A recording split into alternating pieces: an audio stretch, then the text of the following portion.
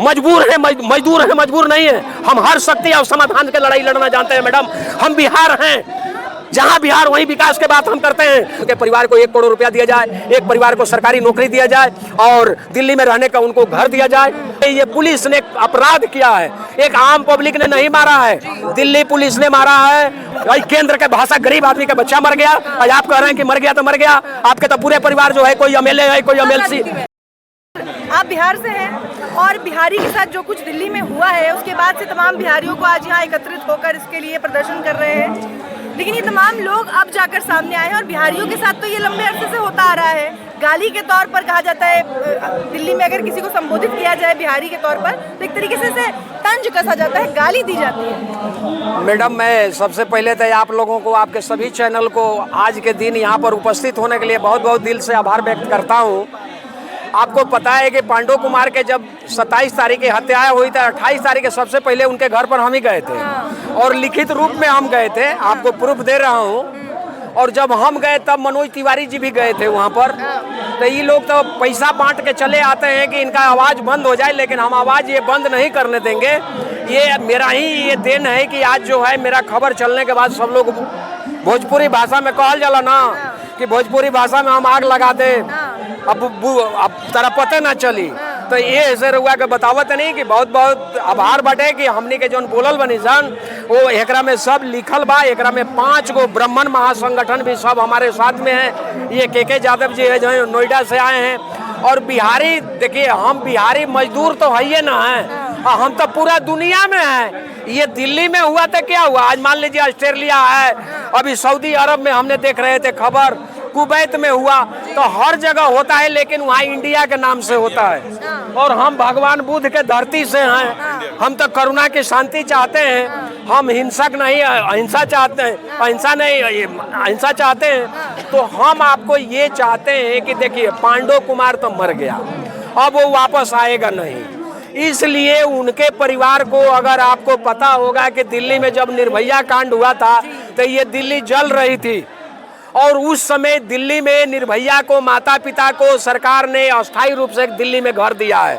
हम कहते हैं कि ये पुलिस ने अपराध किया है, एक आम पब्लिक ने नहीं मारा है, दिल्ली पुलिस ने मारा है और दिल्ली पुलिस गृह मंत्रालय के अंदर आता है। इसलिए केंद्र सरकार हमारे 4 गो मांग को पूरा कर दे, उसके परिवार को 1 करोड़ का मुआवजा दे और उसके परिवार को नौकरी, सरकारी नौकरी दे और उसको अस्थायी रूप से दिल्ली में घर दे।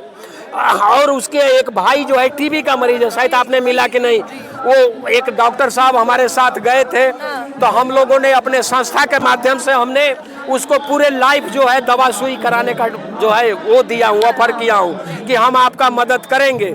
तो ये सारी समस्या का समाधान के लिए अब आप हमको आज समझ में आया कि हकीकत में अगर कोई आवाज़ उठाना है तो मीडिया बहुत जरूरी है। और पूजा जी, आप तो हमरा की हैं के बानी, मैं आपको धन्यवाद देता नहीं। चली रहुआ हमरा संगे वो 50 बेड के हॉस्पिटल जो दुबौली में बना के दिले बनी बाबा जी के गाँव में, ओकरा के कैसे चलावल जाओ। सवाल ये बा कि रहुआ 50 बेड के अस्पताल बना लेते नहीं, एगो टीचर खान सरवाड़ा जो उनकी वो अस्पताल बना लेते रहे, पूरा के पूरा सरकार फेल हो गई, प्रशासन फेल हो गई, कोई काम नहीं करे सकत। अकेला दम पे आप काम कर लेता नहीं, शिक्षक काम कर लेता, लेकिन प्रशासन से कुछ नहीं किया होता, पलायन के रोकल जाता। ओकरा बाद दिल्ली में जब इधर सुरक्षा के बात होता तो वो सरकार फेल हो जाती है।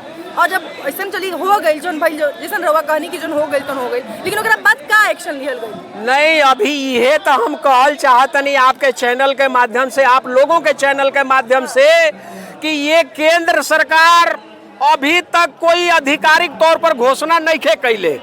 आप आधिकारिक तौर पर घोषणा करिए। माननीय मनोज तिवारी जी, आप पूर्वांचल के एक बहुत बड़े लीडर हैं, आप पूर्वांचल के मान है, सम्मान है, मैं आपको अभिनंदन करता हूं, लेकिन आधिकारिक तौर पर घोषणा करिए। दूसरा जो है लोजपा के एमपी है, जिस क्षेत्र के वो लड़का का घर है बिहार में, वो लोग भी सरकार के भाषा बोल रहे हैं। भाई सरकार पर दबाव बनाओ। मैं अभी जा रहा हूँ राकेश वर्मा के घर पे, मैं उसके लिए भी एक लेटर लेके आया हूँ कि मैं उनको दूंगा कि आप आगे बढ़ो भाई, आप लोकसभा के मेंबर हो, आप बोलोगे तो सब सुनेगा, हम बोलेंगे तो कोई नहीं सुनेगा, क्योंकि मैं एक आम आदमी न बानी जी।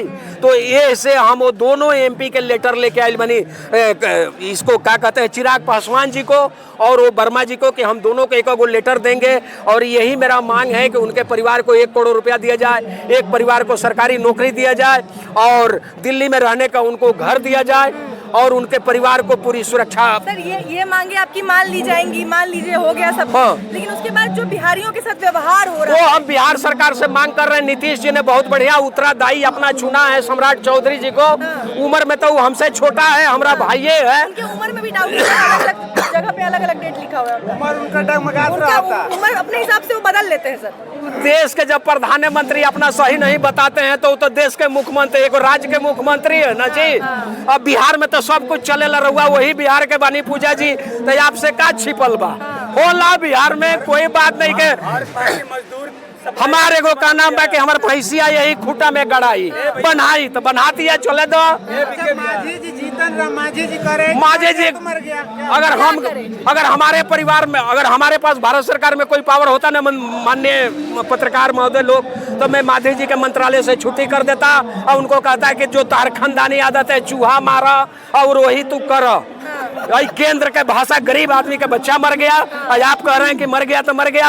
आपके तो पूरे परिवार जो है, कोई एमएलए है, कोई एमएलसी, सब राजनीतिक में है। और हम मजदूर लोगों को आप कहते हैं कि मर गया तो मर गया।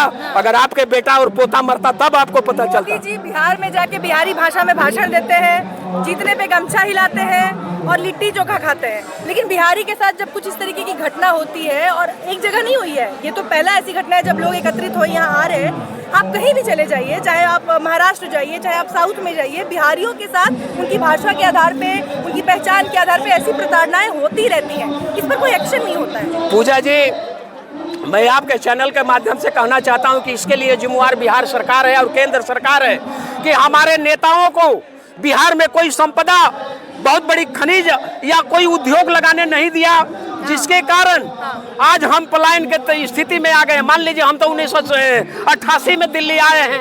88 में आने के बाद हमारे पास थोड़ा सा पैसा हुआ तो हमने जमीन खरीदा, घर बनाया। लेकिन ये थोड़ो है कि सबके पास है। आज भी आप ज्यादा नहीं है, जंतर मंतर पर चले जाइए ना, ये जनपथ मार्केट पर, वहाँ 2000 खाली बिहार के लोग हैं जो होकर बन के जो है सामान बेच, बिहारी चला रहे हैं पूरा दिल्ली यूनिवर्सिटी में टीचर से लेके, दिल्ली की अगर बात करूं, यूनिवर्सिटी में टीचर से प्रोफेसर से, ये जनपद के जो आप हॉकर्स की बात कर रहे हैं, सब बिहारी चला रहे हैं। बिहारी हर जगह, बिहारी फर्स्ट है, बिहारी आगे है। बिहारी जो है मजदूर से लेके आईएएस ऑफिसर भी है, बिहारी जो है एगो चपरासी से लेके केंद्र में मंत्री भी है। लेकिन ये लोग क्या है कि लाल बत्ती जो मिल जाता है ना मैडम, जो एसी रूम में रहने लगता है ना, वो बाहर की हवा उसको नहीं मिलती है, इसलिए वो भूल जाता है। और आज अगर मैं आया हूं ना मैडम, तो ये पर्दा जो बीच में लगा है इसको हटाने के लिए आया हूं। आज मान लीजिए कि ये पांडव कुमार के साथ हुआ, कल पूजा पांडे जी के साथ होगा, कल शैलेंद्र जी के साथ होगा, कल ये मीडिया वाले भैया के साथ होगा, तो कौन बोलेगा?